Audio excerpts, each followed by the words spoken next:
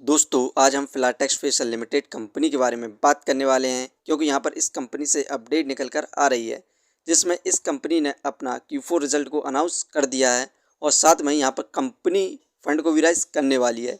इसके साथ साथ इसे हम फाइनेंशियली और फंडामेंटली भी देखेंगे। इस समय हम कंपनी में बाय सेल होल्ड क्या करना चाहिए और कंपनी का नेक्स्ट टारगेट प्राइस कहाँ तक जा सकता है, सभी को बात करने वाले हैं। तो आइए वीडियो को स्टार्ट करते हैं।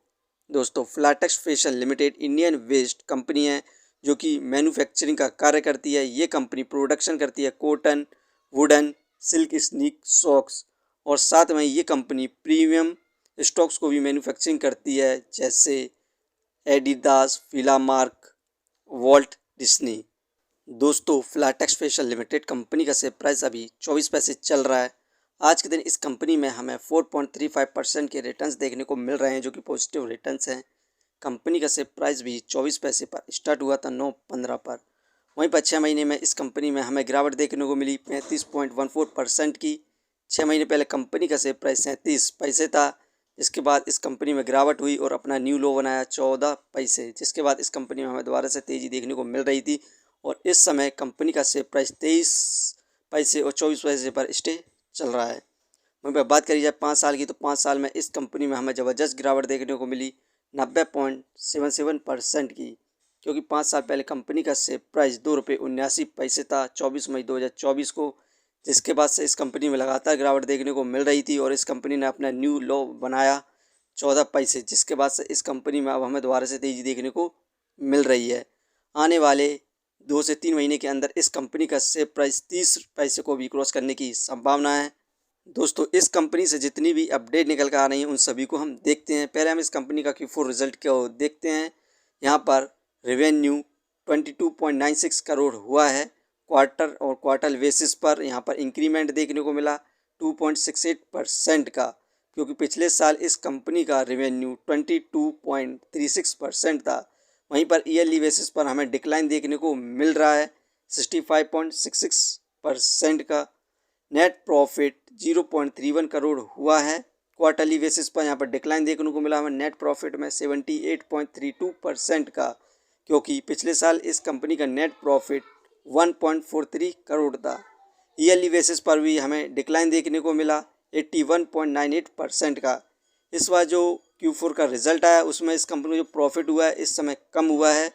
और इसी के साथ ही यहाँ पर फिलाटेक्स स्पेशल लिमिटेड की जो बोर्ड मीटिंग हुई थी अभी हाल ही में, उसमें यहाँ पर प्रोमोटर्स के द्वारा यहाँ पर फैसला लिया गया है कि ये कंपनी FCC यानी कि फॉरेन करेंसी कन्वर्टिबल बॉन्ड के द्वारा फंड को राइज करने वाली है, जो कि $100 मिलियन में ये फंड को राइज करेगी और इस फंड को ये कंपनी अपने कंपनी ग्रोथ में लगाने वाली है। और साथ में यहाँ पर board of approval increase authorize share capital 850 crore to 1000 crore तक हो जाएगा। तो हमें लॉन्ग टर्म में शायद अच्छा खासा प्रॉफिट देखने को मिल सकता है। इस कंपनी की हम शेयर होल्डिंग पैटर्न्स की बात करें तो यहाँ पर प्रोमोटर्स की होल्डिंग मार्च में 5.11% थी, वहीं पर फिल की इन्वेस्टिंग मार्च के अंदर 0.79% थी, जो कि मई में प्रोमोटर्स की होल्डिंग 4.85% बची है। वहीं पर फिल की इन्वेस्टिंग 0.36% बची है। मार्च से मई के बीच में ज़बरदस्त यहाँ पर सेलिंग देखने को मिली प्रोमोटर्स और फिल के द्वारा। यही कारण है कि कंपनी में हमें गिरावट भी देखने को मिली है। यहाँ पर इस कंपनी को हम फाइनेंशियली देखें तो मार्च में 2 करोड़ का प्रॉफिट गेन किया था, जून में 1 करोड़ का प्रॉफिट गेन किया था, सितंबर में 1 करोड़ का, दिसंबर में 1 करोड़ का, मार्च में जो अभी क्वार्टर का रिजल्ट आया 31 लाख का प्रॉफिट गेन किया है।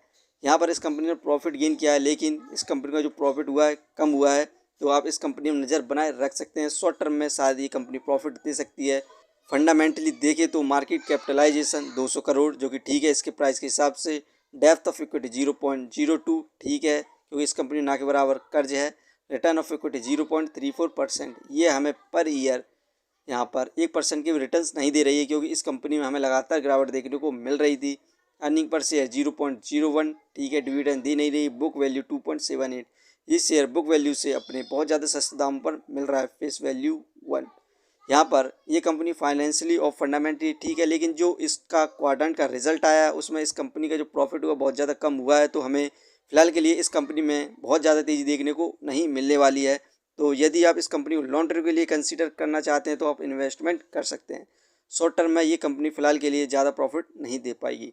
ये वीडियो सिर्फ एजुकेशन पर्पज़ के लिए थी।